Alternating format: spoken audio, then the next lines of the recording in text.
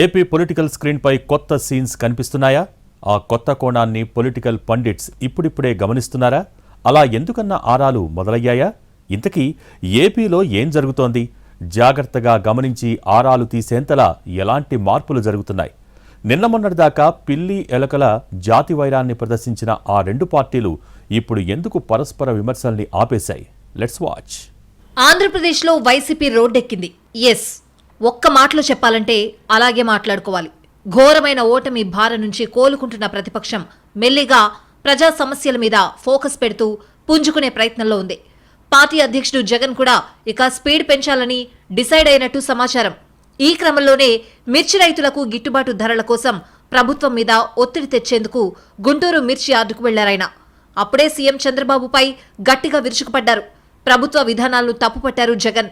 ఆ తర్వాత కొంతమంది మంత్రులు ఆయనకు కౌంటర్లిచ్చారు. అంతవరకు బాగానే ఉంది. మామూలుగా చూసే వాళ్లకు అది ప్రభుత్వం ప్రతిపక్షం మధ్యన పొలిటికల్ వార్ లాగా కూడా అనిపించొచ్చు. కానీ అసలు ట్విస్ట్ అందులోనే ఉందని అంటున్నారు ఈ ఎపిసోడ్ని నిశితంగా గమనించిన వాళ్ళు. ఎన్నికలకు ముందు టీడీపీతో సమానంగా అప్పుడప్పుడు అంతకు మించిన స్థాయిలో వైసీపీ జనసేన మధ్య మాటల యుద్ధం జరిగింది.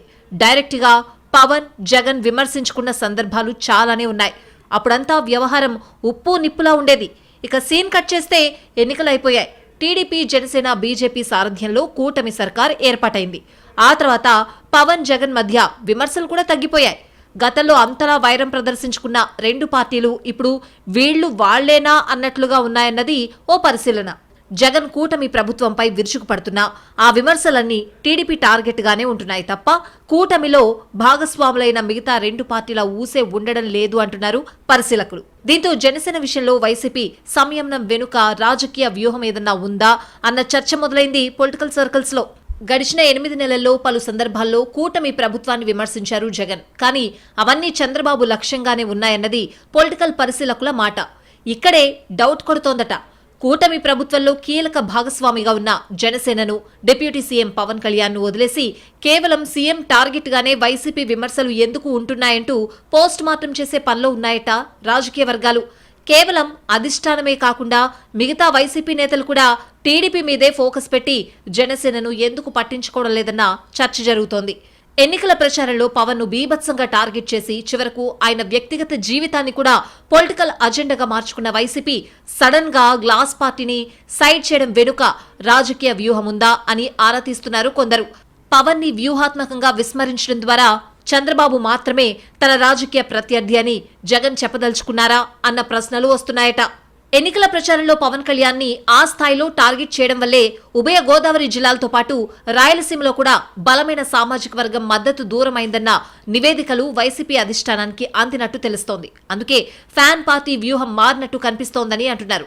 చంద్రబాబు మీద గురి పెడితే మొత్తంగా ప్రభుత్వాన్ని టార్గెట్ చేసినట్టేనని, అలాంటప్పుడు ప్రత్యేకంగా పవన్ ని జనసేనని విమర్శించి కొత్తగా సాధించేదేవి ఉండకపోగా నష్టం జరుగుతుందని భావిస్తున్నారట వైసీపీ పెద్దలు. అలాగే కూటమిలో జరుగుతున్న పరిణామాలతో పవన్ కొంత ఇబ్బందికర పరిస్థితుల్లో ఉన్నారన్నది వైసీపీ అభిప్రాయంగా తెలుస్తోంది. సరిగ్గా ఇలాంటి సమయంలోనే సీఎం చంద్రబాబు మీద దాడి తీవ్రత పెంచి డిప్యూటీ సీఎం పవన్ ని విస్మరిస్తే రాజకీయంగా అది బాగా వర్కౌట్ అవుతుంది అన్నది వైసీపీ వ్యూహంగా చెప్పుకుంటున్నారు. అదే సమయంలో అటు పవన్ కూడా మౌనంగా ఉండడంతో పొలిటికల్ వార్ టీడీపీ వర్సెస్ వైసీపీగానే జరుగుతోంది. పవన్ మౌనంపై ఆసక్తికరమైన చర్చ జరుగుతున్న టైంలో ఏపీ పొలిటికల్ పిక్చర్ ముందు ముందు ఎలా ఉంటుందోనని ఆసక్తిగా గమనిస్తున్నాయి రాజకీయ వర్గాలు.